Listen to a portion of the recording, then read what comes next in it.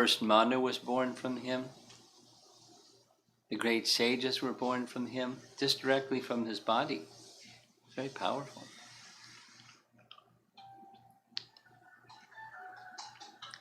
And we're going to be discussing about Brahma visiting Vrindavan. Have you visited Vrindavan? You don't remember? I think Okay. Visited. Uh-huh. He visited twice, in fact. Huh? He visited twice. Twice? But you must have been very small. Yeah. How small? How old? You don't know. Dad knows. How old was he? It was 2 years. 2 years. First trip, and I think 4 or 5 years. 4 years in the second trip. How old are you now? He's 7. You're 7. I was going to guess 7. You look 7. Okay. Where's the little slide changer device?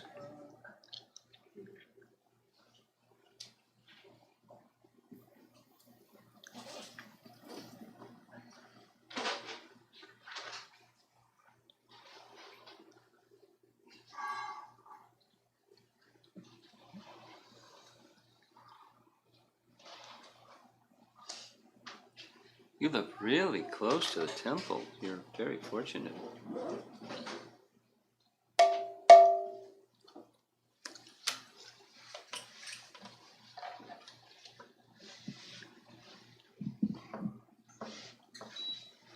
How old is your sister?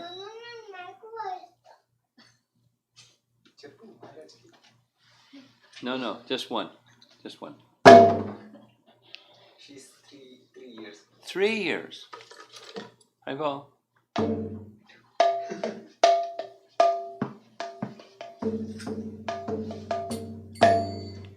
Jaya Radha Madhava Kunja Bihari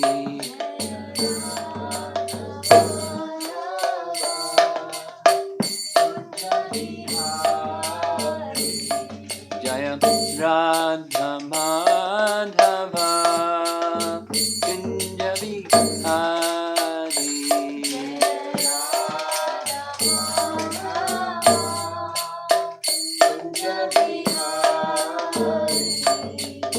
Gopi Jana Balabha Girivara Dhari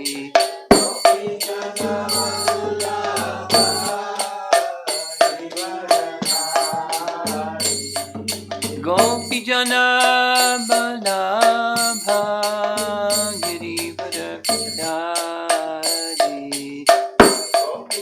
Balabha Girivara Jasodanandana Brajachanandana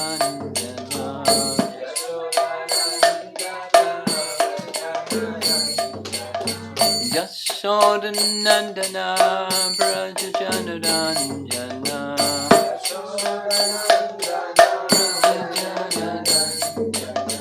Jamuna Tiravanachadi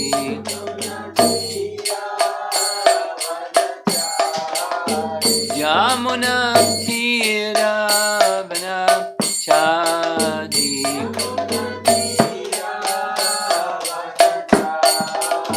Jaya Radha Madhava Kunja Bihari Madhava Kunja Bihari Jaya Radha Madhava Kunja Bihari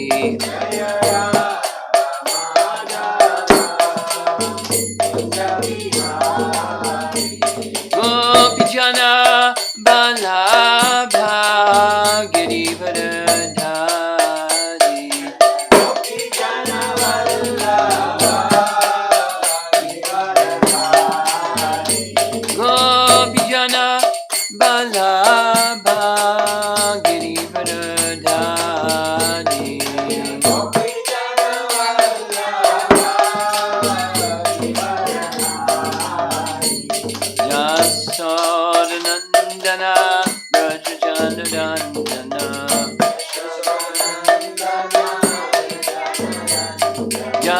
Yasodhanandana Brajajananandana Jamunatira Vanachadi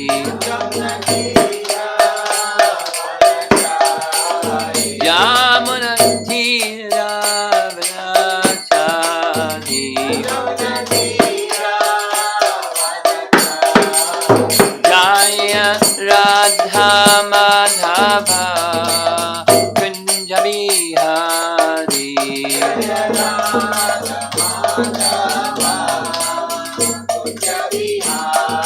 Jaya Radha Madhava Kunja Bihari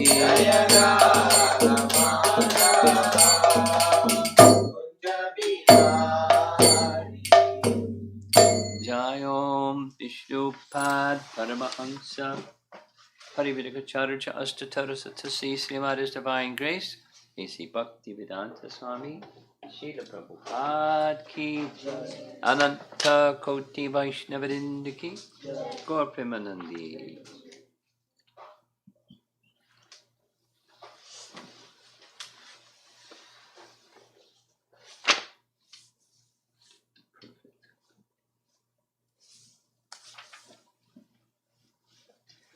So we're continuing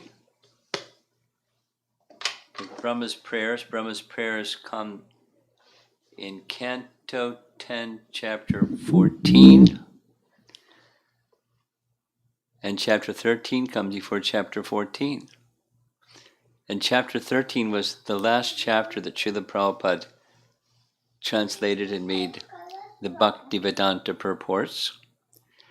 In that chapter, we find Brahma visiting Krishna in Vrindavan. And that very day that he visited Krishna in Vrindavan, he happened to witness one of Krishna's pastimes, the killing of the Aghasura demon. And after the Aghasura demon was killed, the cowherd boys went to have their lunch, and Brahma was very puzzled. He couldn't understand how great was Krishna. He wanted to understand how great was Krishna by a trick. And the trick was, he took the cowherd boys and calves, put them in a cave, and he wanted to see what Krishna would do. What Krishna did was he showed him his unlimited opulences. There's details, we'll show a picture in just a moment. And after seeing simultaneously the cow, we're going to hear some more about what he saw this evening. He saw all the cowherd boys and calves simultaneously in the cave and manifested in front of him, and then each of the calves and cowherd boys simultaneously manifested forms of Narayan, and simultaneously all the unlimited opulences of Narayan for each one, calling out very loudly in prayers of glorification of the Supreme Lord. And then we're going to hear they also then showed unlimited universes, and then poof, it was all gone, it was just Krishna. So Brahma understood all of what he just saw was Krishna's manifesting all those things and opulences and forms and personalities just out of his own potency, and then he withdrew that potency.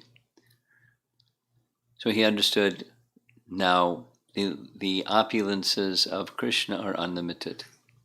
He's the source of everything. Not that he didn't know that. He was in that state of bewilderment by Krishna's arrangement. And then the curtain was drawn back, then you could see Krishna as he is, and then he offers prayers. So that's chapter 14 is his offering prayers. So this is, as it says here, this is a little review. The first 8 prayers say many things, but the essence of it is he asserts the superiority of bhakti, And the process of Gyan is never going to be able to understand the unlimited and the eternal spiritual form of Krishna. So he rejects Gyan, which is something like what he was trying to do before, and accepts and submits fully to the bhakti process. Then the next section, it's 9 through 12, he offers profuse apology, and part of his requesting apology is then in the verses that we covered just yesterday, text 13 through 15. So here's a little slower review of 13 through 15. Brahma, as we see in this painting here, Brahma was born directly from the body of Narayana or Garbhodaksha Vishnu. In this case, Narayana is also used interchangeably with Garbhodaksha Vishnu. Since he came from Narayana's navel, that stem, according to the commentary, says the stem itself and the lotus itself was one of Vishnu's limbs. Just like as you see in the painting, Vishnu has 4 arms, and he also has a lotus flower coming from his body.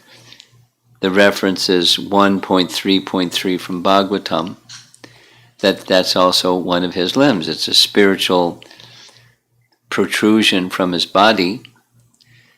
So he then presents this idea, since I was born directly from your body, you are my mother. And since you, Krishna, are the same as Narayan, Narayan is your expansion, you're my father. And since you're both my father and my mother, please excuse my bad activity. The mother with the child in the womb of the mother, when the child in the womb of the mother kicks, she doesn't feel ill feelings towards the child in her womb, because children in the wombs will kick. So similarly, I'm like that. I'm just this ignorant, foolish, misguided person. Please forgive me. So it's a part of his appeal for forgiveness. We read all these verses. This is a painting of Krishnadas Kaviraj, writing Chaitanya Charitamrita. And he explains these verses, 13 through 15, which we covered yesterday, in Adi Lila chapter 2.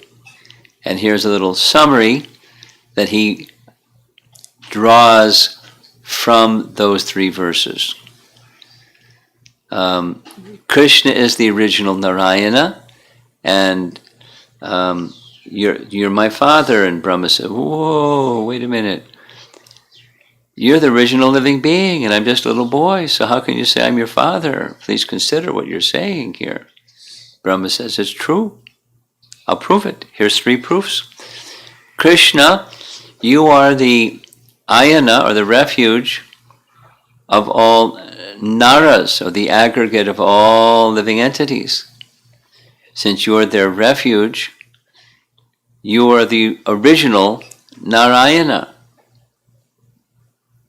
And next, because the Purusha avatars, you are the source of them, and you, Krishna, sustain and support as well as invest potencies in the Purushas, and those Purushas give shelter to all living beings. You're the original Narayan. And here's the 3rd proof. Krishna oversees the wanderings of all living entities, because another meaning of this word ayana is overseeing wanderings. So he's upadrashta in the language of Bhagavad Gita, or here ayana. He's overseeing the wanderings of all living beings. So you're Narayana. And since you're Narayana, you're my father. And since I came from your abdomen, you're my mother.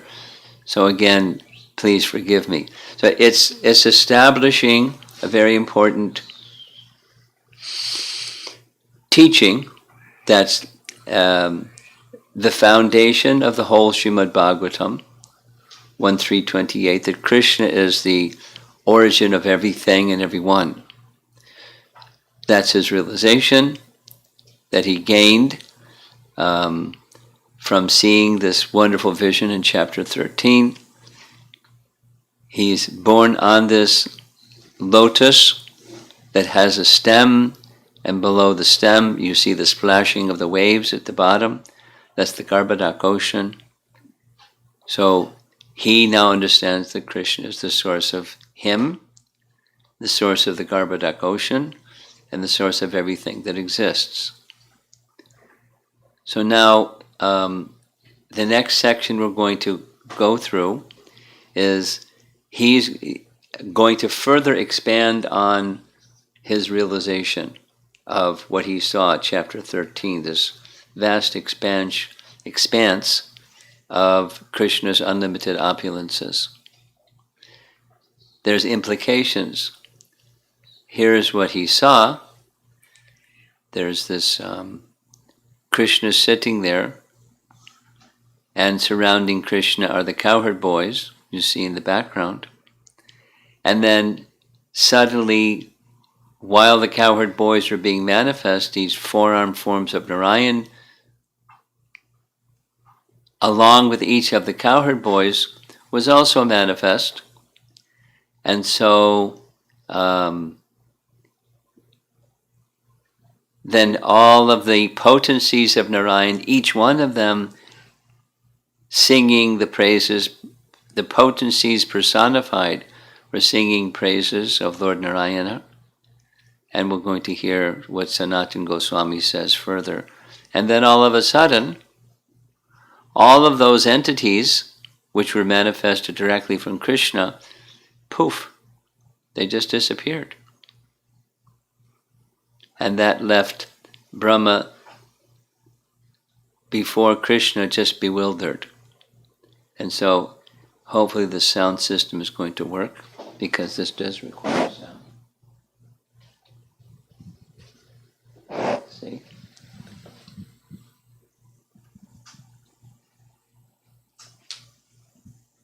It should be playing, but it's not playing. What do we have to do? Just check this, where is the audio going? Audio going to David, so change it to the computer. And then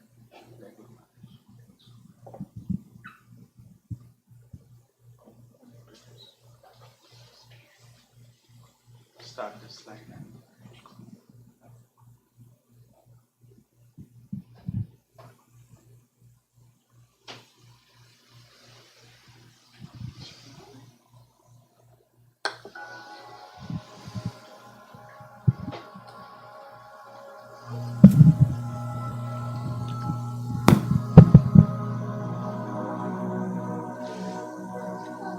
Lord Brahma attempts to express the ramifications of the opulence that he has seen Krishna display.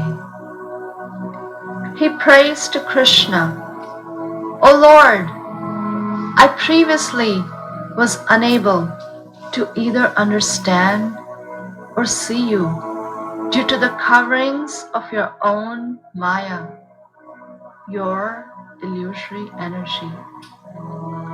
But you are the controller of that Maya, and that was proved by Mother Yashoda's seeing the universe within your abdomen. Now, at the present, that universe is externally manifest as your inconceivable energy, and it is therefore all that I perceive. Today, by your manifesting, all the cows, cowherd boys, and Vishnu forms were being worshipped by all living entities. You've demonstrated that the entire creation is your inconceivable potency. And now I'm seeing before me the original form of the unlimited, supreme, absolute truth. To the ignorant, You seem to be of this material world, although it is you who appears as Brahma, the creator, who appears as Vishnu, the maintainer, and as Shiva, the destroyer. To demonstrate that you, the Absolute Truth, is an unlimited transcendental person, you descend within the universe as avatars, and you take birth among the demigods, sages, humans, animals, and the aquatics. As an avatar, you then, by your spiritual potency, perform your innumerable, inconceivable, mysterious pastimes.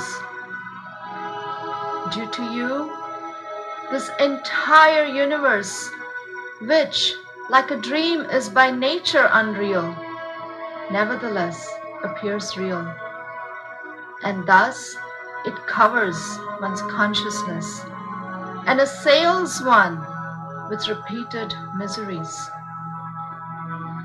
This universe appears real because it is manifested by the potency of illusion emanating from you, whose unlimited transcendental forms are full of eternal happiness and knowledge.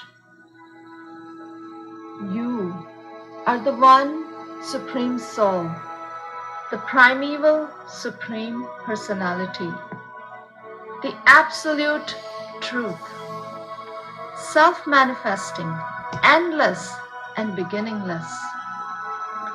You are eternal and infallible, perfect and complete, without any rival, and free from all material designations. Your happiness cannot be obstructed, nor have you any connection with material contamination. Indeed, you are the indestructible nectar of immortality. By the grace of his spiritual master, a jnani can mix bhakti with his jnana. He will then be able to see you as the soul of all souls. He will be able to see you as the super soul of his own self. This vision will allow him to cross the ocean of material existence. For one who has thus realized you, the illusory energy at once subsides, for he is free of the false vision of perceiving anything as separate from you. Seeing you with this vision of knowledge, and remaining in knowledge of you, devoid of the false perceptions that are the cause of the existence of the material world, his ignorance and illusion cease. Therefore, through knowledge of you and knowledge of himself as your eternal servant, neither liberation nor bondage have meaning for him, just as day and night have no meaning for one present on the sun planet. How foolish are the jnanis! How foolish are the Mayavadis! They are fools because they consider your form as a manifestation of illusion. How foolish are the conditioned souls! Regardless of how intelligent they think themselves as being, they all perceive themselves as their bodies, and they thus fail to see their self as part of you. They're all fools because they reject you, and in so doing, they search for the Supreme Soul outside of your Supreme Personality. How foolish are all of these so-called learned men.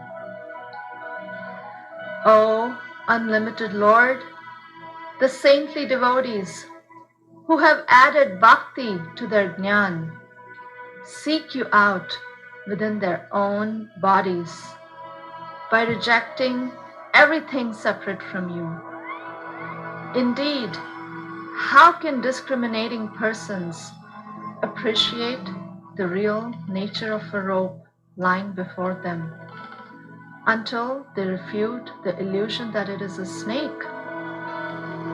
My Lord, if one is favored by even a slight trace of the mercy of your lotus feet, he can understand the greatness of your personality. But those who speculate to understand the Supreme Personality of Godhead are unable to know you, even though they continue to study the Vedas for many years.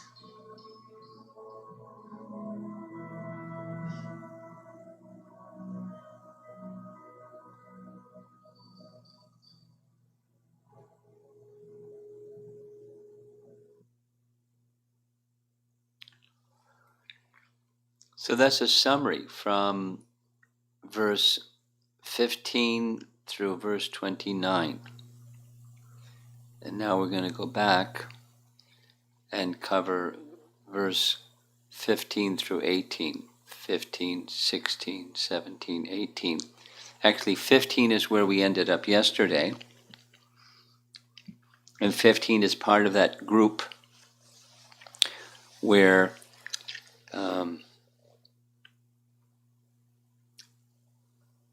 Krishnadas Kaviraj Goswami unpacks the explanation, where Brahma is speaking about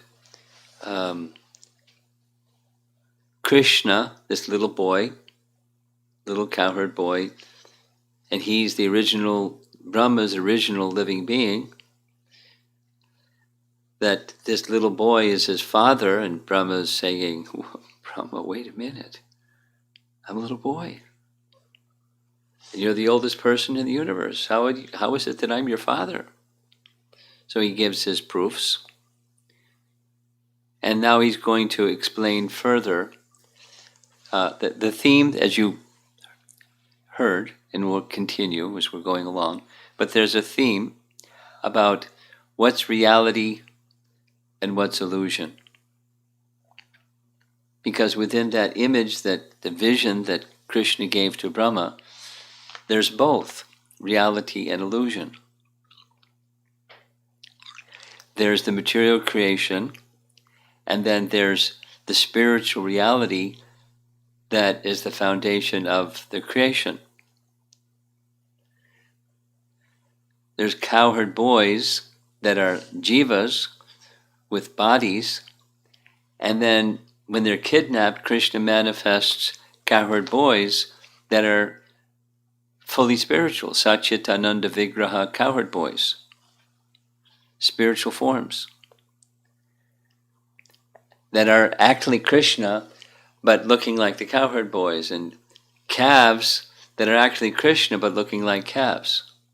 But it's Krishna. It's Krishna's mystic potency or spiritual potency manifesting in spiritual form. And then that, so, etc. All the rest of what he displayed is Krishna's spiritual potency that knows no limit. Krishna knows no limit, and Krishna's potency, non-different than him, no limit.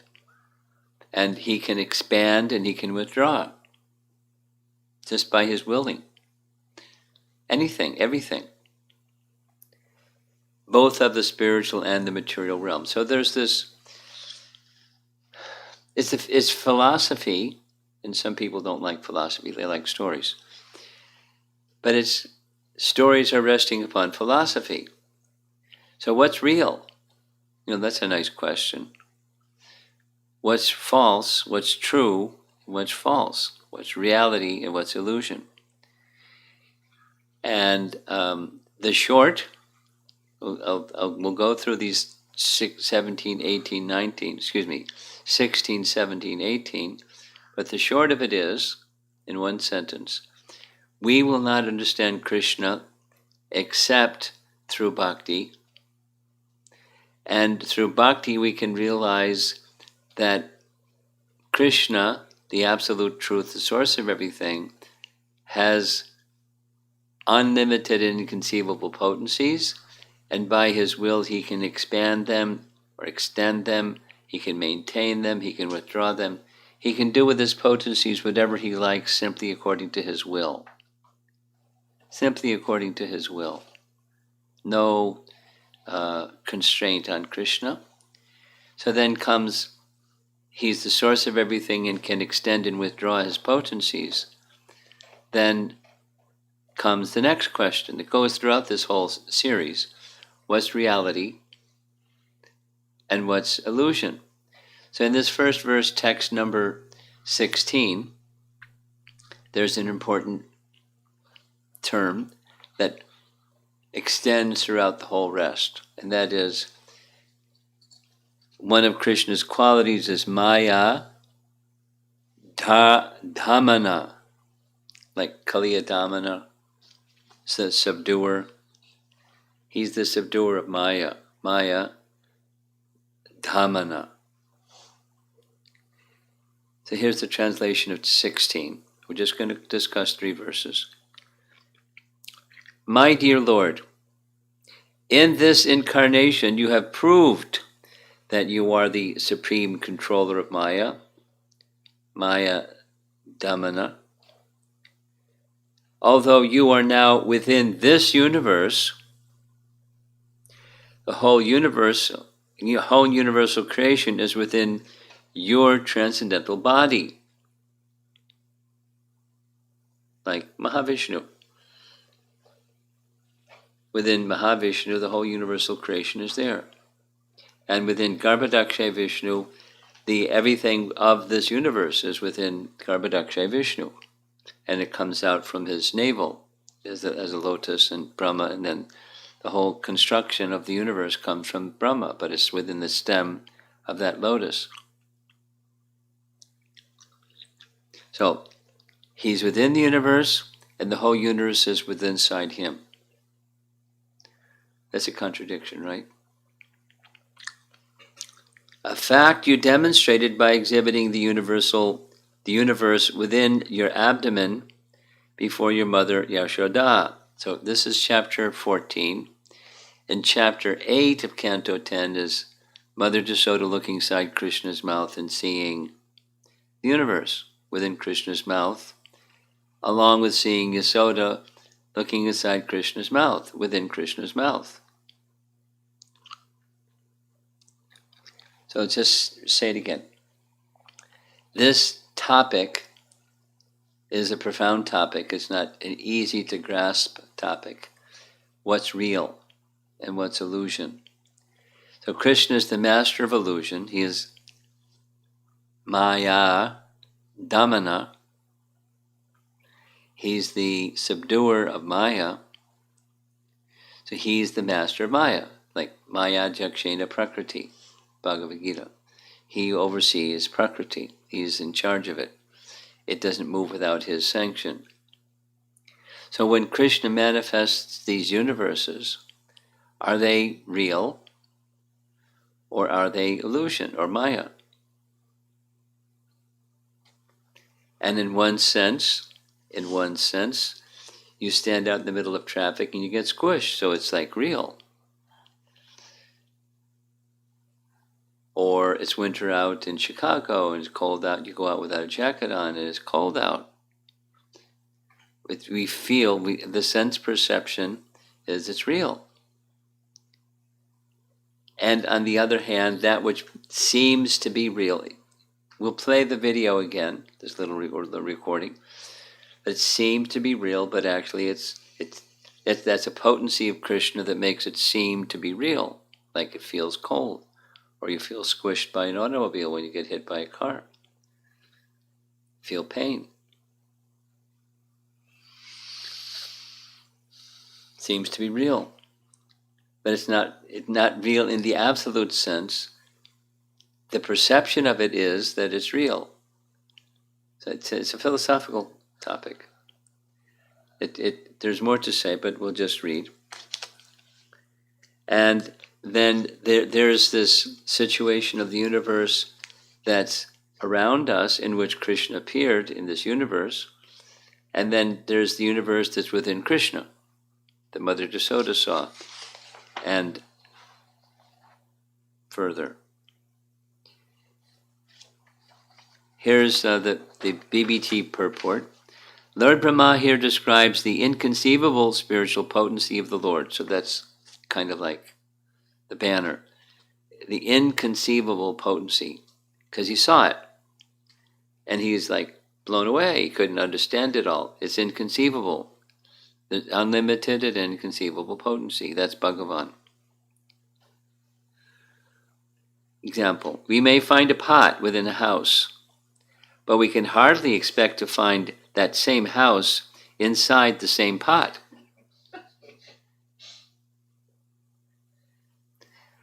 By the Lord's spiritual potency, however, he can appear within this universe and simultaneously exhibit all the universes, plural, within his body. One may argue that since the universes seen by Mother Yashoda within Lord Krishna's abdomen were within the Lord's body, they are different from the material universes manifest externally. Here, Lord Brahma refutes that argument. Lord Krishna's Maya Damana, he's the subduer or supreme controller of illusion. By the Lord's own supreme mystic potency, he can bewilder even illusion herself. And thus, the Lord actually exhibited all the material universes within his body. This is Mayatvam, or the supreme bewildering potency of the Supreme Personality of Godhead. So, question. This is a Bhagavad Gita quiz question. But I didn't state the question. You've already got the answer? Would you like to know what the question? Do you know what the... No. You're going to answer my question. Where in Bhagavad Gita does Krishna describe what Brahma is describing? Where does Krishna describe what Brahma is describing? This mystic potency. Does that sound familiar? Yogam Aishvaryam, 9th chapter.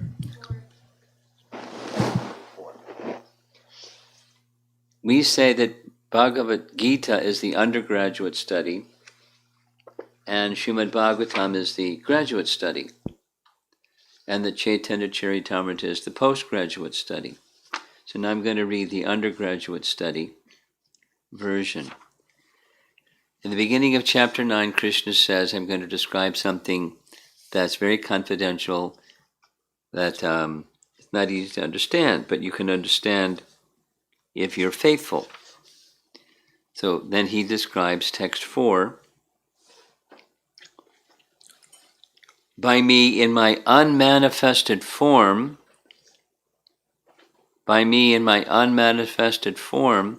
this entire universe is pervaded. All beings are in me.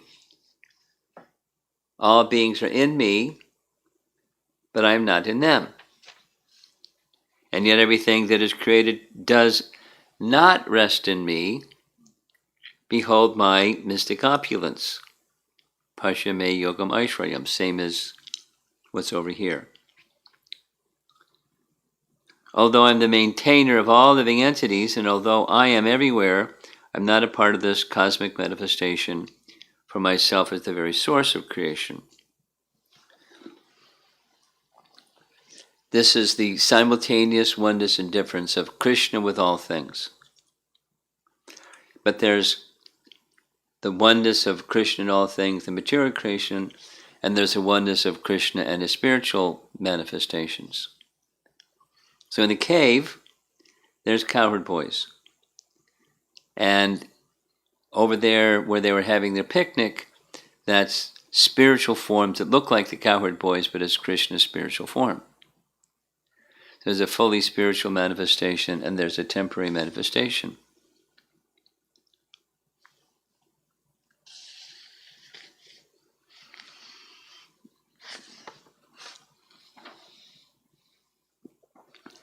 Sanatana Goswami explains that so his reference is made to Brahma is making reference to an earlier chapter or earlier pastime of Krishna, Mother Jasoda looking inside Krishna's mouth. That this whole discussion by our acharyas is that which she saw in his mouth real or not? And if you say it's not, then what does it say about the universe in which Krishna is within? Is that real or not? Maybe some people want to say one is real, the other's not real. Some people want to say, the one that he manifested in her mouth is real and this one isn't real. Some people want to say they're both not real. Some people want to say they're both real. And there's like this dispute about what's real.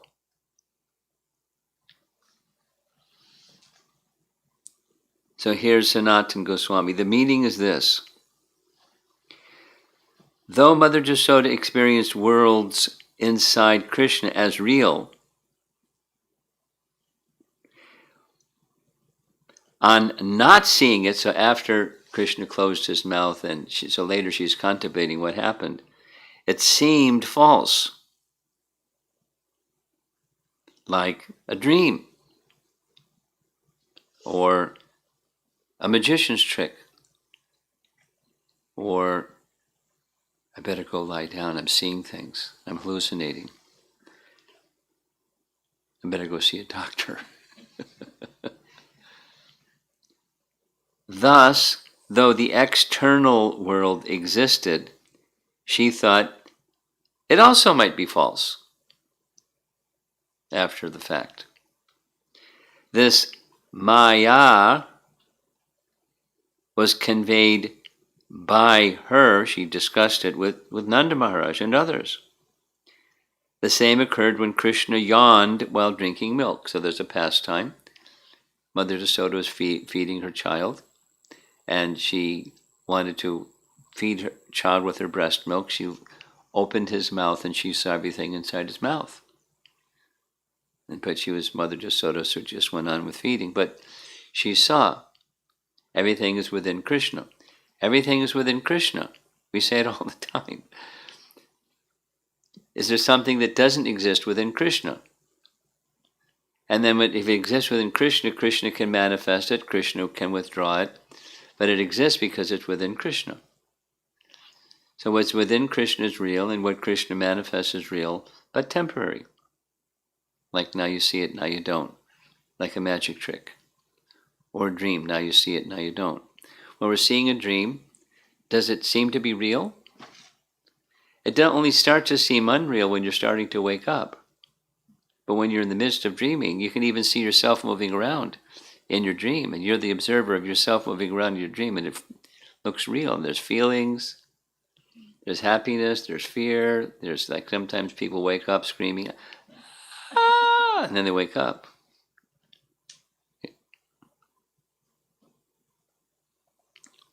Because Brahma was omniscient, this is Sanatana Goswami. Because Brahma was omniscient, and because the Lord gave him mercy at that time, that is this darshan that he showed, Brahma had both perceptions of Krishna, both inside and outside. He saw Krishna in a world, and he saw the world within Krishna, because everything was manifest from Krishna, and then Krishna withdrew it all. So it's within Krishna, and then he saw it outside. A spiritual manifestation. quote, you have manifested this Maya by showing yourself inside and outside to your mother. So just it was shown to Brahma. Similar, different, but similar, it was shown to Mother Jasoda.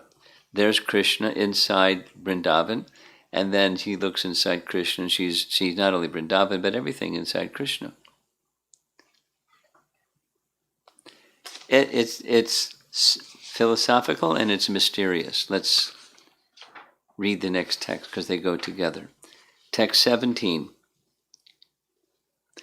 Just as this entire universe, including you, was exhibited within your abdomen, that's what Mother Jasoda saw, so it is now manifest here externally in the same exact form. How could such things happen unless arranged by your inconceivable energy? That's text 17. Now, this very short purport is just quoting Krishna book, where Prabhupada writes in Krishna book. Lord Brahma stressed herein that without accepting the inconceivable energy of the Supreme Personality of Godhead, one cannot explain things as they are. Well, that seemed like an easy way out. You just say, oh, well, it's inconceivable potency. My hands are clean. Inconceivable potency. But conversely, you can't see things as they are. You can't explain things as they are either without acknowledging the Lord has inconceivable potency. So he can simultaneously be in the world and the world is within him. Like this example that's not possible. A pot within a house, but the very same house within the very same pot is not possible. But for Krishna, it's more than possible. It goes on all the time. It's his yogam aishvaryam, it's his mystic potency, inconceivable potency. And one has to accept that he has inconceivable potency. Otherwise he's not God. But he's God, so he has to have inconceivable potency.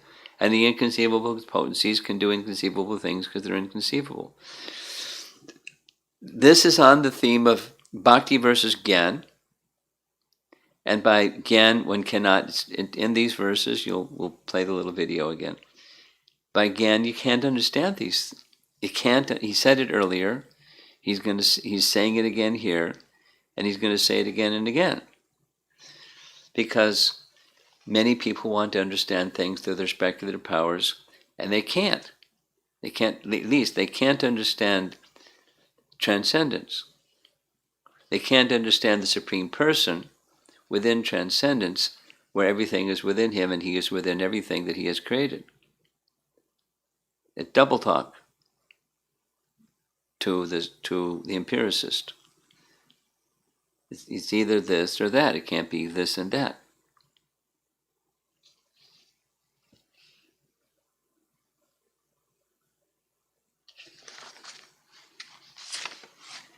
Here's Vishwanath's commentary. Whoops, I'm going to read text 18. Text 18. There's pages and pages of very profound philosophical explanation, which I'm not going into because it's too challenging to have everybody capture it. Here's text 18. Brahma says, have you not shown me today, that vision that he showed him, that both you yourself and everything within this creation are manifestations of your inconceivable potency? First, you appeared alone, and then you manifested yourself as all of Vrindavan's calves and cowherd boys, your friends. Next, you appeared as an equal number of four-handed Vishnu forms who were worshipped by all living beings, including me. And after that, you appeared as an equal number of complete universes. Finally, you have now returned to your unlimited form as the supreme absolute truth, one without a second. Short purport from the BBT book publication. As stated in the Vedic literature, we hear this one all the time, Sarvam Kalvidam Brahma. Everything that exists is an expansion of the Supreme Personality of Godhead. Thus, everything is ultimately part and parcel of the Lord's spiritual existence. This is the oneness. By Lord Krishna's causeless mercy, Lord Brahma personally experienced that all existence, being the potency of God, is not different from him. And then it's different from him too, at the same time. Mysterious. Here's Vishwanath's commentary, and we're almost done. The universe you displayed within your belly, that's to Mother Jasoda, and the universe displayed outside that you showed to your mother, and all the unlimited universes passing in and out of the pores of your Karnadakshayi form, that was in the first 8 verses, all are produced by your material energy and are therefore designated as Mayaka. This I have already understood, but today I realize the existence of thousands upon thousands of spiritual universes formed through your inconceivable, powerful Swarup Shakti. What object exists independent of you in the thousands of universes that you have shown to me today? Negatively, there isn't anything outside of Krishna's potencies, spiritual or material. Everything is his. It's of him, or it wouldn't exist. There is nothing, for everything is emanating from you. You have shown to me not the material nature of the thousands of universes, but their spiritual basis. How? First you were alone. Then by your Swarup Shakti you expanded as all the cowherd boys and calves of Vraja. Then by Yoga Maya you covered all the cowherd boys and calves and revealed the countless 4-handed forms composed of your Swarup Shakti. What types of forms were these? These forms were worshipped by all conscious entities, from the blades of grass to all the Brahmas. Then you became all the universes of all the countless Brahmas. Then Yogamaya, by your desire, covered all this and revealed the one form, Advayam, of the pure, perfect Brahman, with immeasurable, incomparable beauty. For my benefit, you remain uncovered before my eyes through the potency of Yogamaya. Far out, huh? Brahma got some special, he's especially qualified. So he got some special darshan. And he's able to explain it and understand it and communicate, which for us is like so high we can't even imagine how high, is what Brahma is experiencing, what he's saying, and how the puzzle pieces fit together. Here's Sanatana Goswami on this text 18 purport. Did you not show me today the Maya of the material world, different from you, seen with great variety, and existing within this world, which is like a dream or fantasy? Yes, you did. How was this? You were first alone, then you were with the cowherd boys and calves. That was not false. What was you was all unlimited. Thus the boys and calves, though limited by differentiation, were unlimited. They were Krishna, appearing like the cows or the calves and cowherd boys. And Brahma's so. I don't know how what we would understand if we had that experience. Probably wouldn't have the experience because we wouldn't know how to comprehend it. But Brahma is comprehending it and is explaining what he has comprehended. First, it was just overwhelmed with awe and veneration, and now his bhakti is allowing him to sort it all out and explain to Krishna. It's really, he's explaining for our benefit. So here's the topic once again. What's illusion and what's reality? And there's spiritual reality, and there's material reality, or something that looks like reality, but it's temporary, and therefore not absolutely real. But it's of Krishna, so it's his potency. It's not non-existent or Jagat Mithya. It's not false. It's not what it appears to be, but it's not false. So here's a chair. And it exists. We can sit on it or put our books on it or all kinds of other things. It exists. But it's temporary. And then there's chairness, or there's chairs that exist in an eternal realm.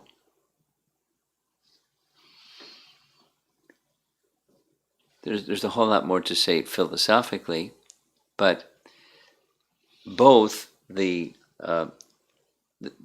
chairs of the spiritual world and the chairs here in this material world, they're emanations from Krishna. They're different potencies of Krishna. And so what's being said here by our acharyas is the spiritual basis and support behind the material manifestations, whatever that might be. In this case, it's calves and cowherd boys. But whatever there might be, so I'm looking out the window and there's a sidewalk and a yard. And so what's the spiritual foundation behind that? There's a basis and support. Krishna is the basis and support of all things. We heard earlier, verses 13 through 15, he's the basis and support of the Purushas. He's the basis and support of the universes. He's the basis and support of the universes that were within the mouth of Mother Yasoda and within the world in which he is situated, in which Krishna is also situated. Krishna is the basis and support of that. And he enters into it, and he withdraws it. Just he can withdraw the cosmic manifestation, and just as he withdrew the calves and cowherd boys in the Narayan forms, he can extend and withdraw and they're spiritual forms. And both spirit and matter, they're resting in him. So they're all within him. And then he can expand them and be situated as if he's within them. But they're actually there within him. Which sounds like double talk. But it's his mystic power. And so just circling back around to what's being said, is keeping it really simple as possible. Bhagavan not only has six opulences in full, Bhagavan has all potencies of unlimited quantity and unlimited variety. That's Bhagavan. Innumerable and inconceivable potencies, and he can exhibit them and withdraw them at will. And he does. Sometimes exhibit and sometimes withdraw them.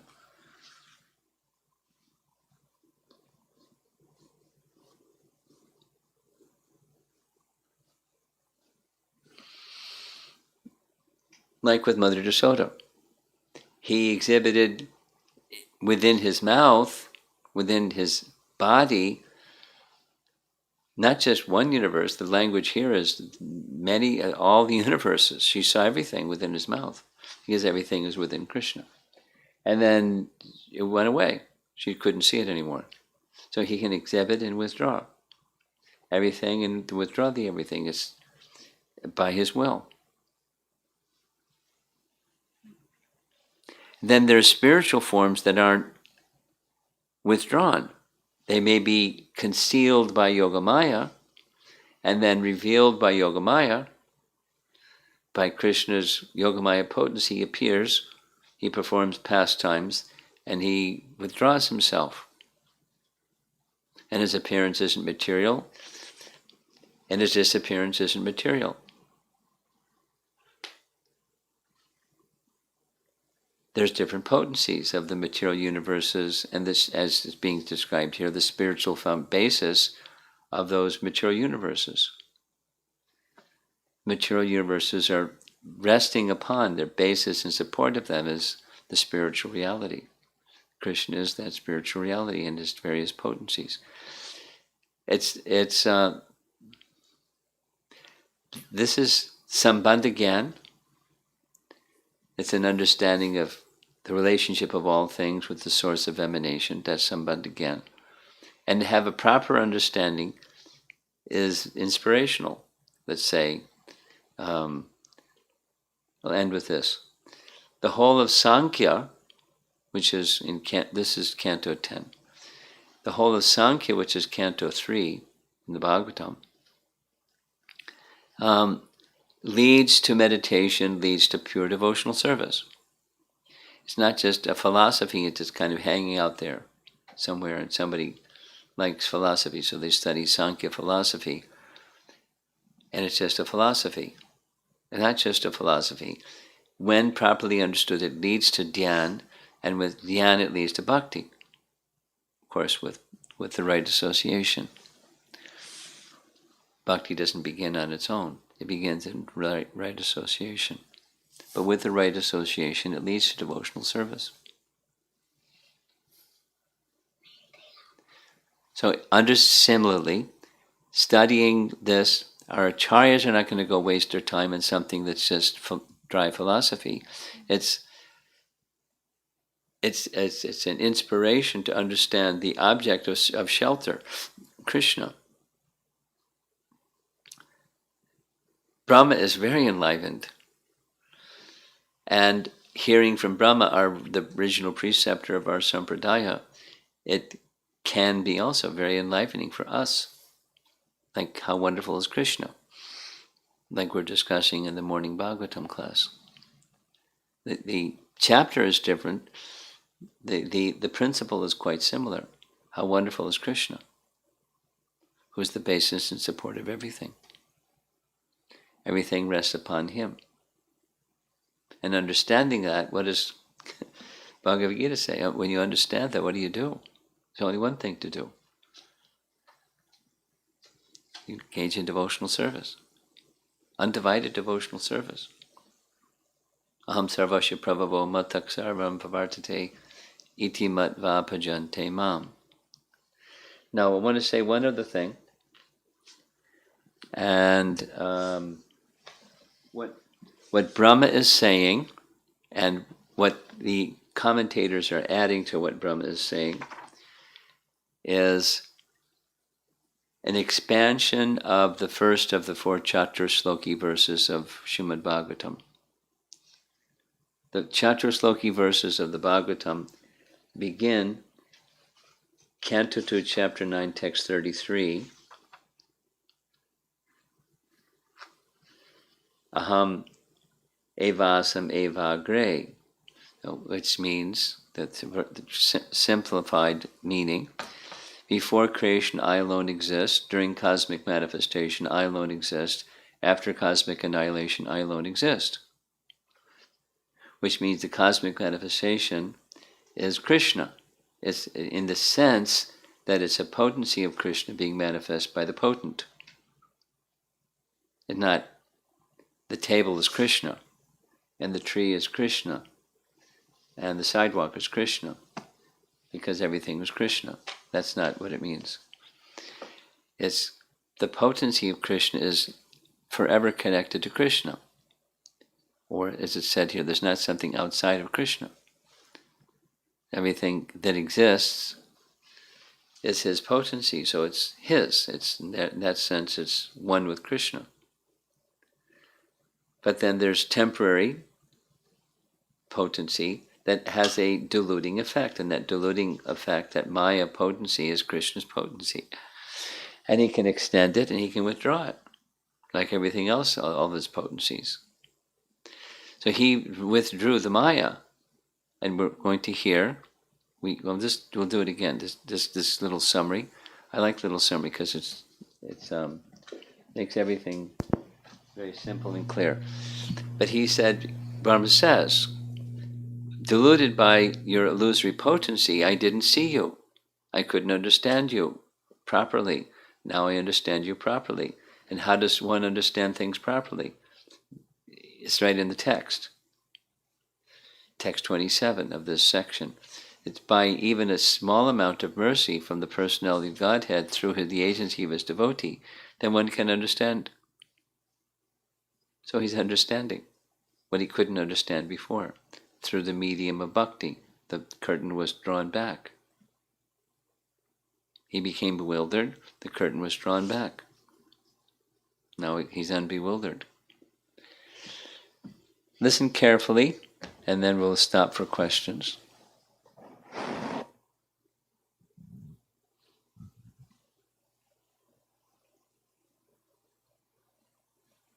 You okay? Yeah, fine.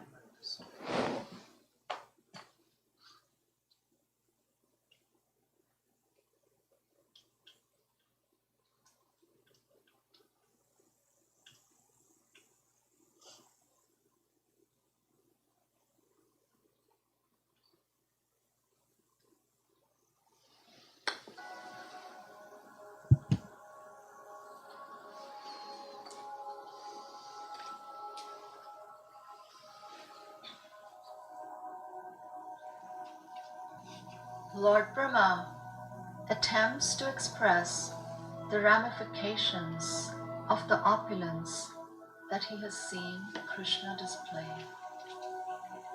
He prays to Krishna, O Lord, I previously was unable to either understand or see you due to the coverings of your own Maya, your illusory energy.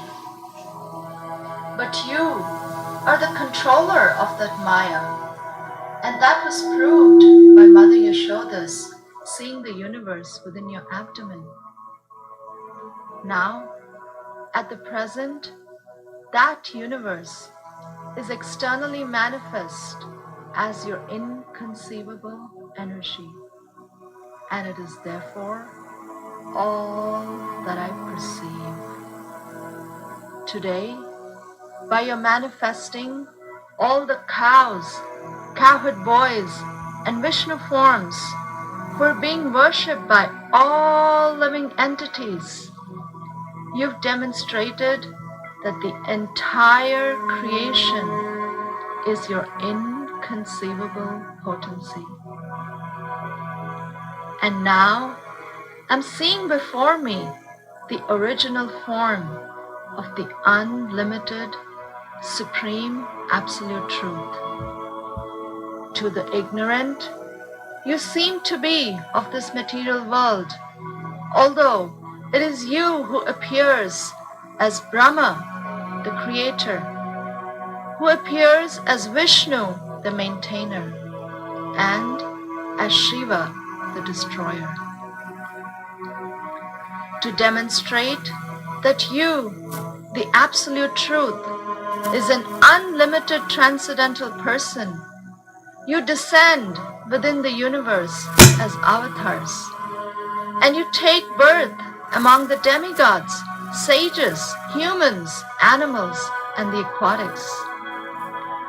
As an avatar, you then, by your spiritual potency, perform your innumerable, inconceivable, mysterious pastimes.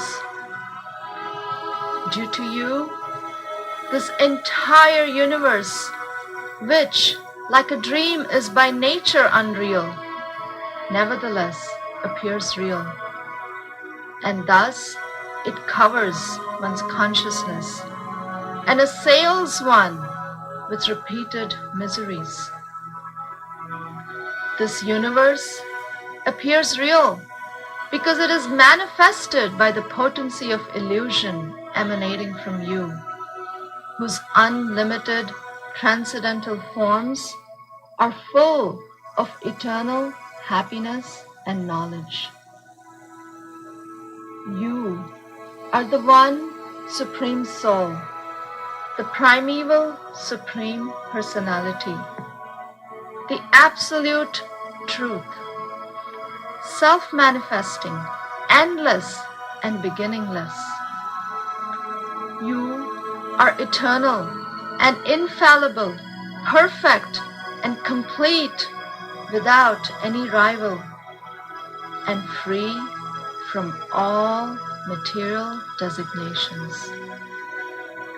Your happiness cannot be obstructed, nor have you any connection with material contamination. Indeed, you are the indestructible nectar of immortality. By the grace of his spiritual master, a jnani can mix bhakti with his jnana. He will then be able to see you as the soul of all souls.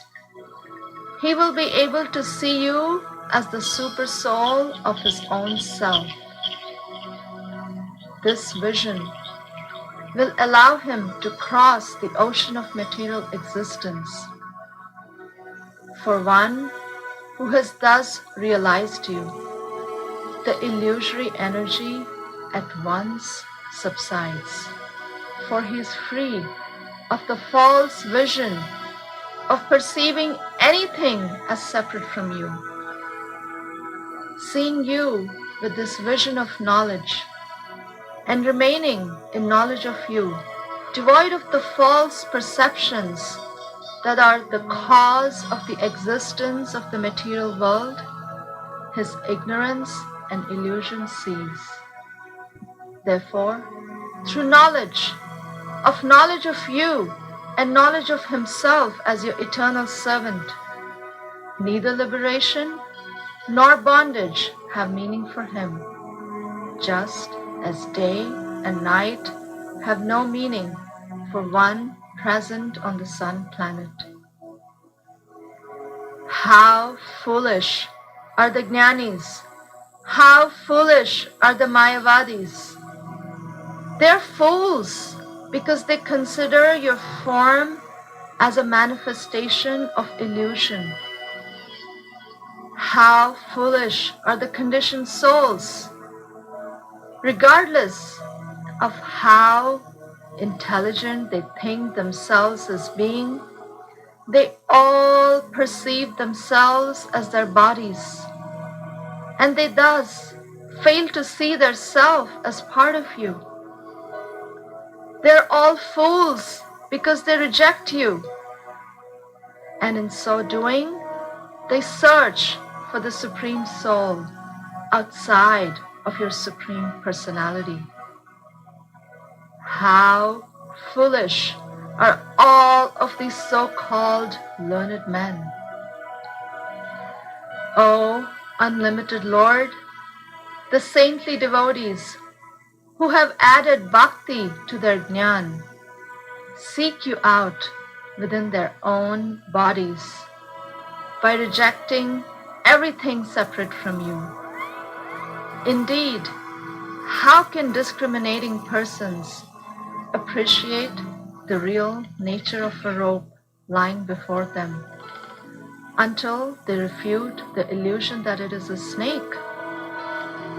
My Lord, if one is favored by even a slight trace of the mercy of your lotus feet, he can understand the greatness of your personality.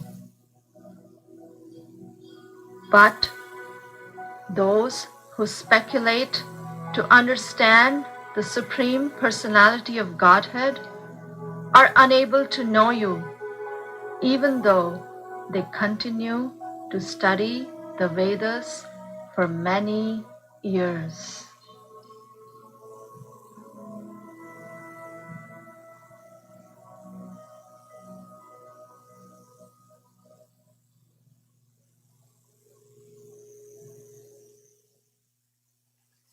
Nice, huh? Let's see if there's some discussion. It's already 18 minutes before the hour.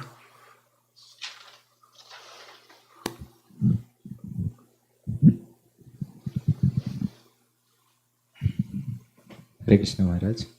Thank you very much for this wonderful class. After hearing this, there are a million things going on in my mind actually. I don't know whether I can Time for japa. put it right.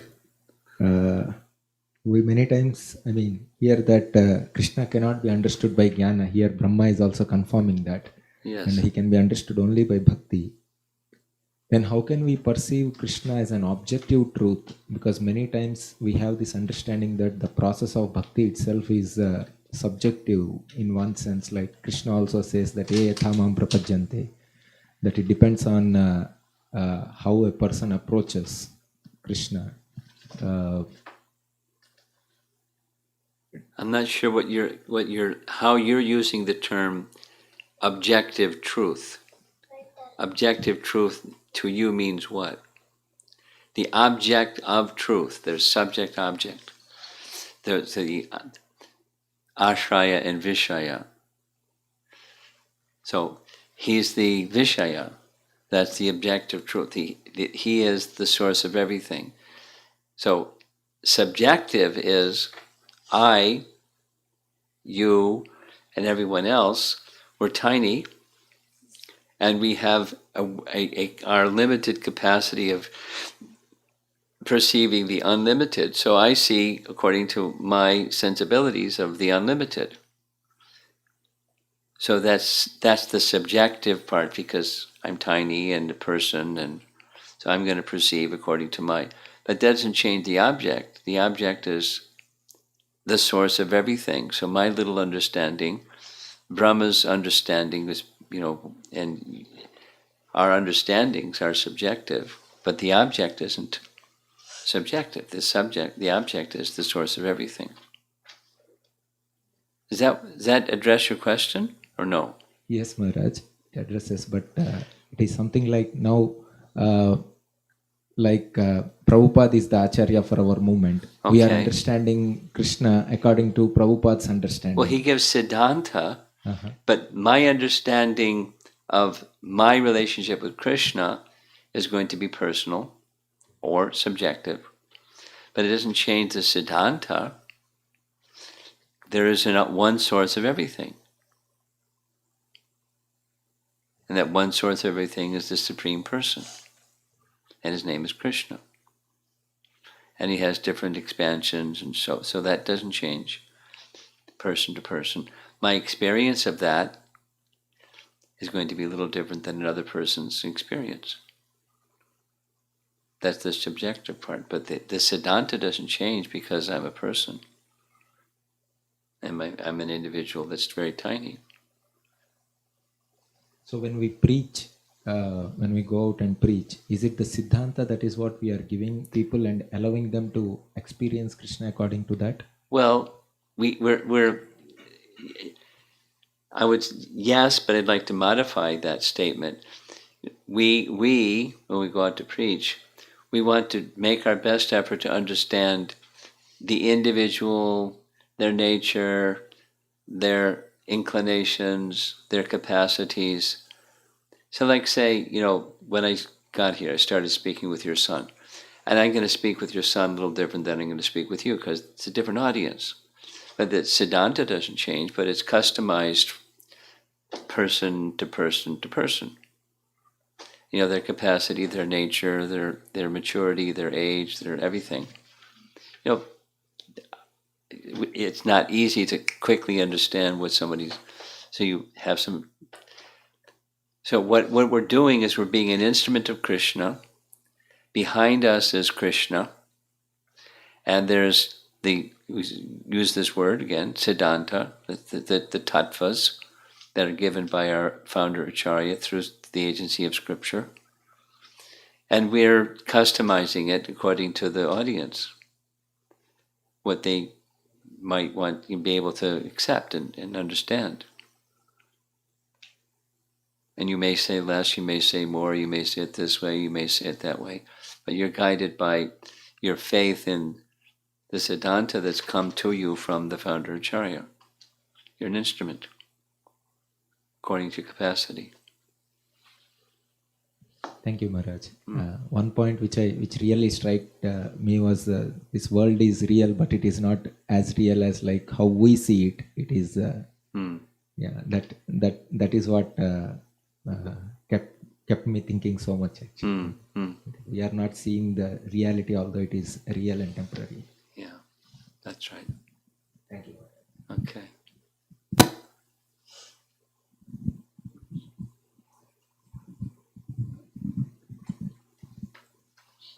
One question that I had was, we were discussing like when we heard this recording of prayers, there is this sentence where seeing with the vision of knowledge, sages see Krishna with the vision of knowledge. And my question is coming where acting from heart, does it mean that one acts from spiritual intelligence when we say acting from heart? Or because there is some confusion about acting from heart, whether it's... Well, acting from heart, my experience is it means different things to different people.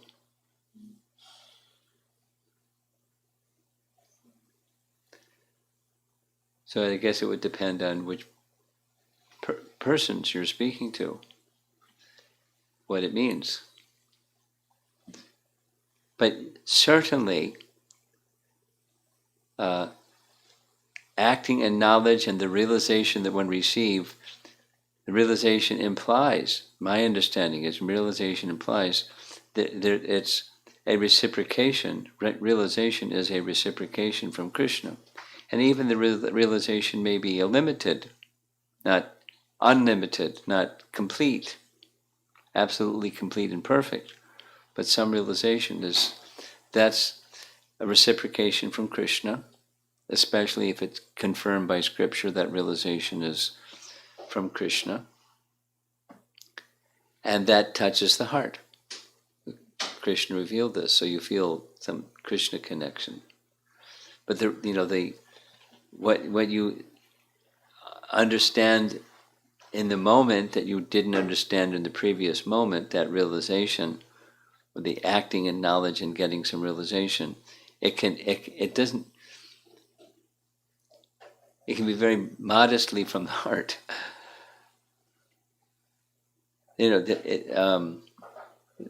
The sense of Krishna connection is from the heart. So the Krishna's feeling, Krishna's kindness, and the Krishna connection through the medium of that realization, that's from the heart. What you feel in your relationship with Krishna, that's from the heart.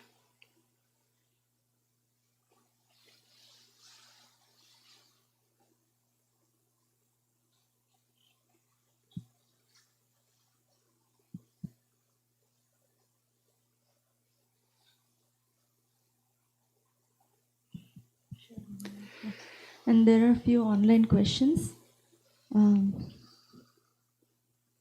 Sri Radhika Mataji's question. Go ahead. Is it a correct understanding that when a devotee like Arjuna or Maharaj Parikshit is covered by illusion, it is the covering of Yoga Maya, Yes. and is directly arranged by Krishna? Yes. Whereas while holding Lord Brahma in absolute respect, we understand that he was covered by Lord Krishna's external energy. Is that his illusion was not arranged by Krishna himself?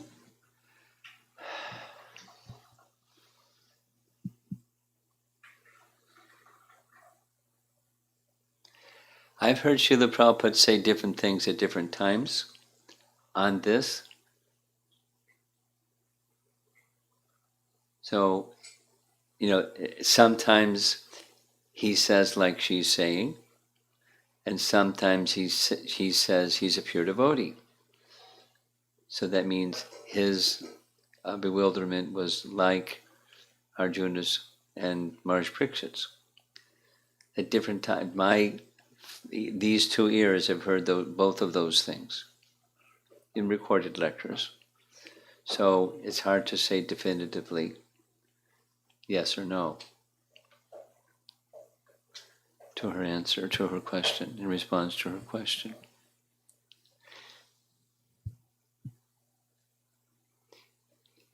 I mean, the most recent one I heard Prabhupada give this answer was in Los Angeles, Chapter 2 Bhagavad Gita discussions. It was, the topic was Sthitta Pragya, and what are the symptoms of a Sthitta Pragya? And somebody asked this question about Brahma, when he became bewildered.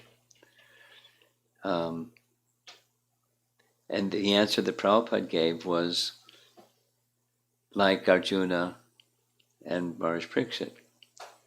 He was acting the way that he acted to show us, even you're in a very elevated position, it's possible to become bewildered, but Krishna will correct. So like, Kshipram bhavati dharmatma, Krishna will correct. Or abhichat sudaracharo bhajate. So if Krishna is seeing Brahma the way that verse says Krishna sees his devotee who's always engaged in his devotional service, we would not say what Sri Radhika said. He's sadhu. Now, when he was it covered by Yogamaya or covered by Mahamaya? That's her question specifically. Not was he covered or not. Which energy was he covered by? That's her question.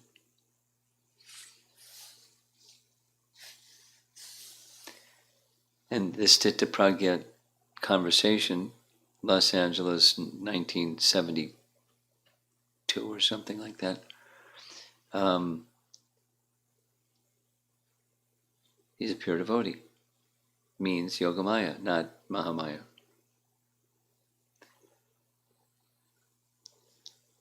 That was his answer at that time. Okay. There's a follow-up. We also make embarrassing mistakes, like Lord Brahma did. His manner of addressing himself to his mistake is so exemplary in every which way. Yeah. Am I correct in my understanding that it takes a deep sense of security in our relationship with Krishna? Yes. And an intense desire to attain the perfection of life? Yes. To gain the courage to stand up to our embarrassing mistakes and keep going?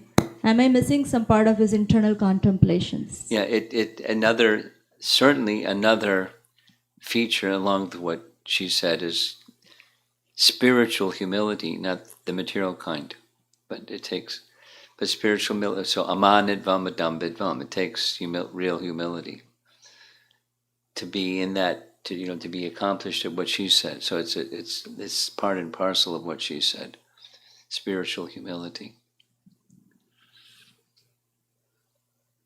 Chandana Mataji's question. In text 4, in chapter 9 Bhagavad Gita, how do we understand this verse? Because Krishna says, I'm not in them. Does that mean that he temporarily exhibits and withdraws? No.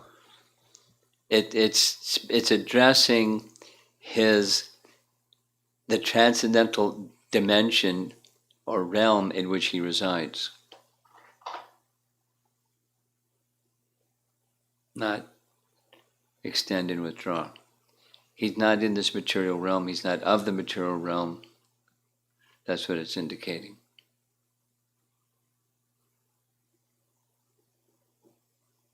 The realm of his existence is another dimension than where we are. Okay? And Srujana Mataji's question, what is the purpose of creation? Well, it's a twofold purpose. House of detention and house of correction. Like a prison, in an ideal sense. It's to restrain people that are going to harm others, and it's to correct them from that miscreant mentality. House of detention, house of correction. And in that house of detention, there's the illusory sense of happiness, so it's giving living entities an opportunity to try to be enjoyers independently of Krishna, which is not possible, so it's illusory.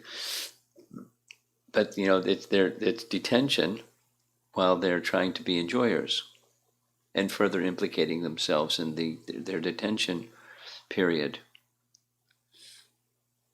like a prison.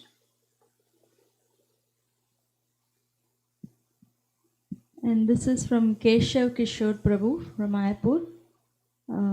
Often we say, this is Maya, but sometimes we say, this is Krishna's arrangement. So how can we distinguish what's acting in our fate or who is acting? Well, Guru Sadhu Shastra is the criterion for deciding things like this. And unfortunately, we make decisions on the answer to his question based upon the mind, not necessarily Guru Sadhu Shastra. The mind leaning this way, and so mental inclination says whatever it says. The mind leaning that way, so it says whatever it says. But the real standard is not the mind, the real standard is Guru Sadhu Shastra. So how do we zero in on Guru Sadhu and Shastra? That requires spiritual qualification. You say he's in Mayapur? That's what He went to Maya. So he's stuck. So he's stuck in Mayapur, he can't go anywhere right now in India.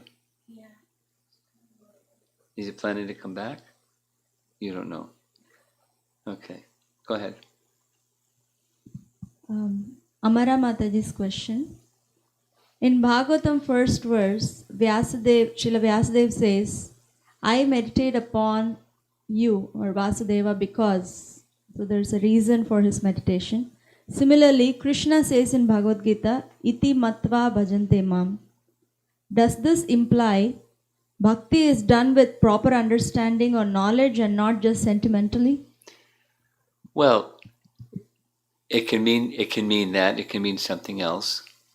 It can mean that when one does have proper understanding, the evidence that they do have proper understanding is devotional service is performed. So one is, as I heard it, maybe I didn't hear it correctly, but it's kind of like cause-effect, and that's one way of looking at what it's saying. But another is, when this exists, then that exists. Not necessarily as a precondition. That is to say, even a child can engage in devotional service with kirtan and taking prasadam and dancing and so forth. Now, have they understood Krishna? Aham sarvasya prabhavo matak sarvam pravartate. Have they understood Krishna? If not, then they're not doing devotional service. But they're doing devotion. They're engaged in devotional service from the get-go, from childhood. So it's not a prerequisite. This and then that.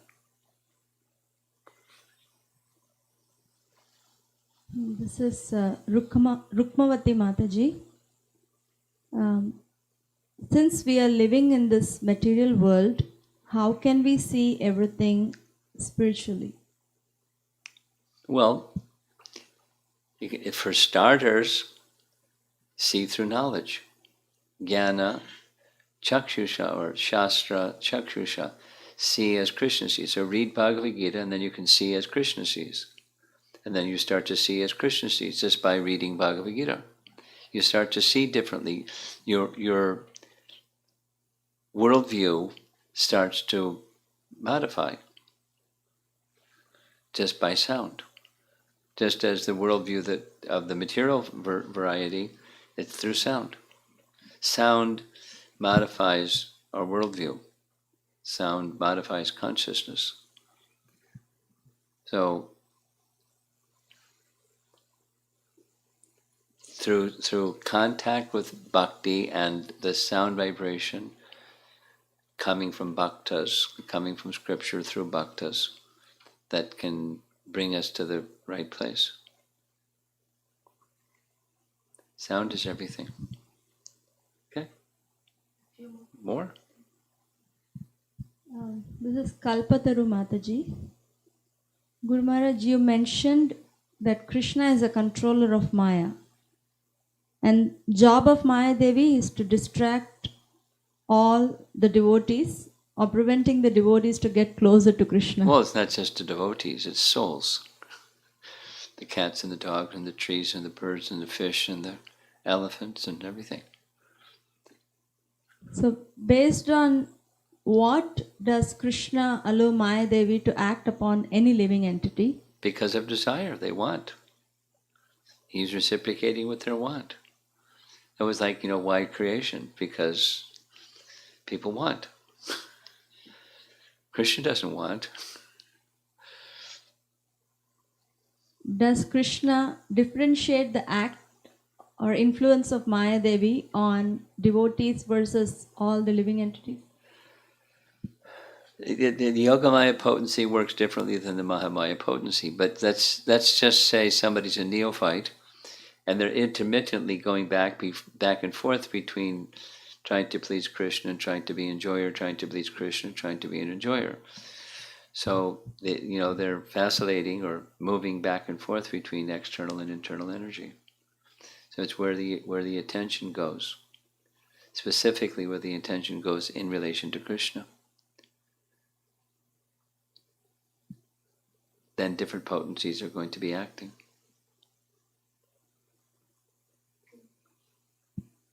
Mahendri Mataji,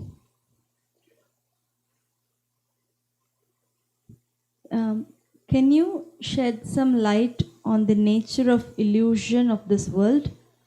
Wow. Is it real or not? How is it an illusion? Because there's existence that's not an illusion. So what aspect is illusion? Well, to understand what illusion is, commonly metaphors are given. Illusion is like a mirage. It's something.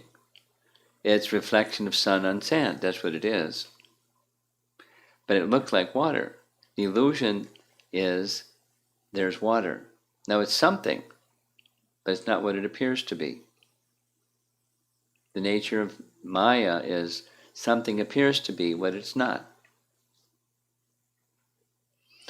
Another example is a dream. And when we're having a dream, it certainly seems real. And then when you wake up, it's just a dream. So when you're dreaming, the wake time, that also doesn't seem real. You just like you forgot it. And everything is the dream. So it's daydream, night dream, and they're both illusion. They're both dream. They're both Maya. Because neither of them are reality. So it's what appears to be as distinct from what's real. And that's exactly what the topic is in this whole section. The whole section. I mean, there are other things that are being spoken by Brahma, but it's a theme in this whole section. What's reality? What's illusion? What's Maya? I mean, in the commentaries it says, how can what was shown inside the mouth of Mother Jasoda be false? Because you're Maya Damana. You took away Maya from Ristasura and Bakasura and Putana. You took Maya away from them. So how can you can be under Maya, or that what was shown inside? So it wasn't what was shown by to Mother Jasoda by Krishna wasn't Maya. What was shown to Brahma by Krishna wasn't Maya. It was his internal potency and his Sarup Shakti. But so Maya is something that looks to be real, but it's not. That's what Maya is. Illusory potency. Happiness that isn't. My identity that isn't. And so forth. That's what Maya is. It appears to be, but it's not. The rope and the snake example from this little, that's another classic. There is a rope, there is a snake, but if you see a rope that you think is a snake, that's Maya. That's the illusory potency. It's not what it appears to be. You go the other way. You could see a snake and think it's a rope. But if it's a snake, it's a snake. If it's a rope, it's a rope. And mistaking the identity as Maya.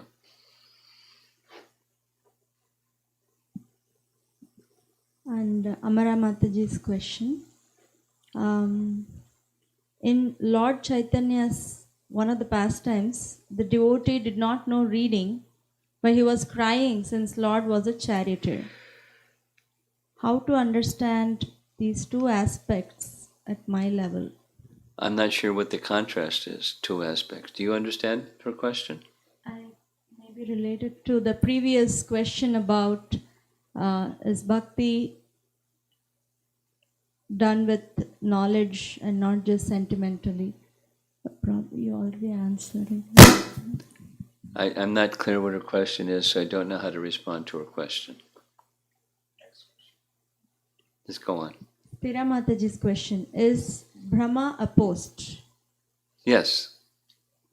And in the Garbha ocean, Garbhodakashai Vishnu lies down and from his navel comes a lotus and Lord Brahma is appearing. And we heard yesterday that there is Kshira ocean and Karana ocean.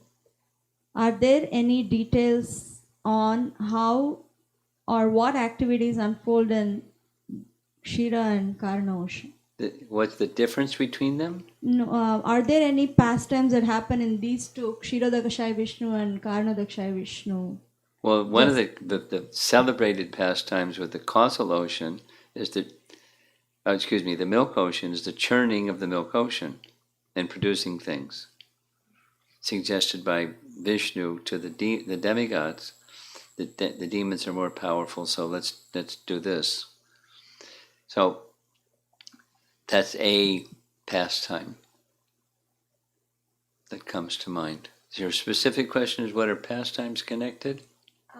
No, Guru Maharaj, like when we see Garbhodakashai Vishnu, there is like Lord Brahma is coming and all that, like lotus and Yes. Brahma. Similarly, is there anything related to Kshirodakashai Vishnu in the Kshira ocean and Karanodakashai Vishnu in Karna ocean? Are there any specific pastimes? Are they specific pastimes? Yeah. Well, that's why I'm confused. The relation, then pastimes. Detail of activities of Kshirodakashai Vishnu and Karanodakashai Vishnu. Right? Yeah. Well, sure, the Karna Daksha Vishnu creates the universes. But, it's not so much about the ocean upon which he's lying. It's just it's an ocean upon which he's lying, and he generates universes.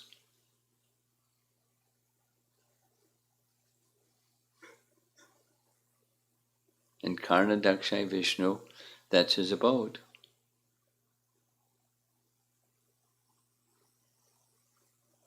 Where the place where the demigods go, and so forth and so on. And pastime, I'm not sure what her question is.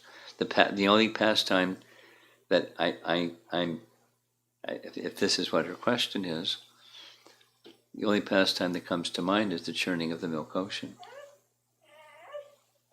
Okay. Amrita Keli Mataji's question. When we hear such far out sections of the Shastra and have difficulty to decipher, should I just shut off my intelligence and think, how wonderful is Krishna? You not shut off your intelligence, but you continue to ponder and say, how wonderful is my Krishna.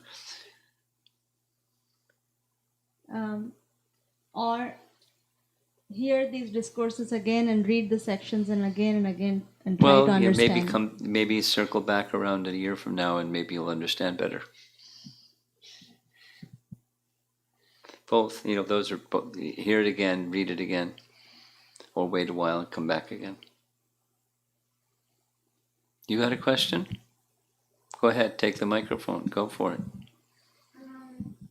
I will be distracted while chanting, and please tell me the way how I could chant better and go back home back to Godhead.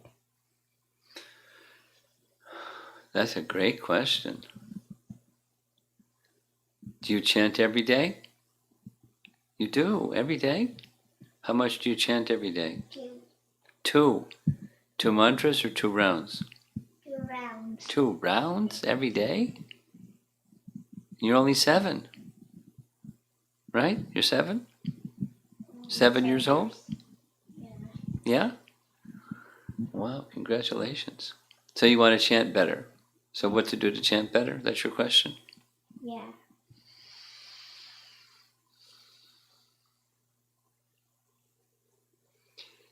Well, there's many things one can do, but since I don't know you, I don't know which one might be most appropriate or comfortable for you. But I would say something simple that will always be helpful for anybody. Try doing your chanting the same time every day, and try doing your chanting in the morning before things start getting busy. And go to a place where it's quiet and clean, and ideal is in the morning, early, way before you start your day of doing things. So you make your body clean, put on clean clothes, and then make your heart clean in a clean place where you're just in a nice mood, trying to connect with Krishna through sound.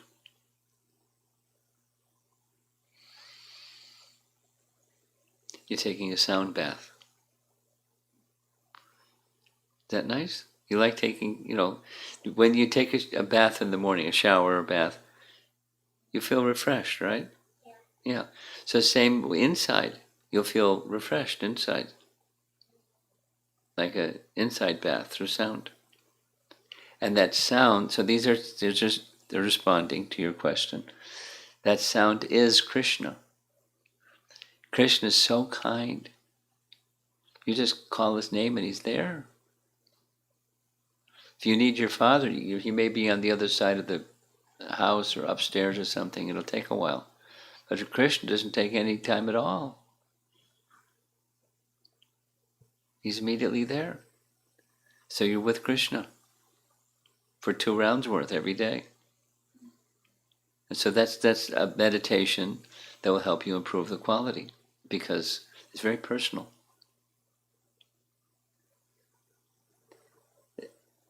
Okay? Good. One more question, we're going to end. Kasturi Manjari Mataji's question. Lord Brahma was able to recognize his mistake and then accept his mistake. Sometimes it so happens that I can recognize I made a mistake, but it's difficult to express, maybe due to false identification or fear of spoiling the relationship. How should I get over this block? Well, start with your relationship with Krishna, and you just go and confide in Krishna. This was my mistake. Because he knows already, but you're just... Then another step is somebody that you trust, that's confidential, and you're just sharing. You're not like dumping your stuff on that person. You're just being transparent and honest. And somebody that you know isn't going to judge you or control you or anything. So it's good to have some relationship like that somewhere. And then, just at least between you and Krishna and you, this person who, it's just, they don't have to be your chalkboard and you write everything on them, but when there's something that you feel it needed, you're getting a little, closed, you go open with this person that's trustworthy. That's 2 suggestions. And we're more than 15 minutes past time, so I'm going to end. Prabhupada Ki Jai.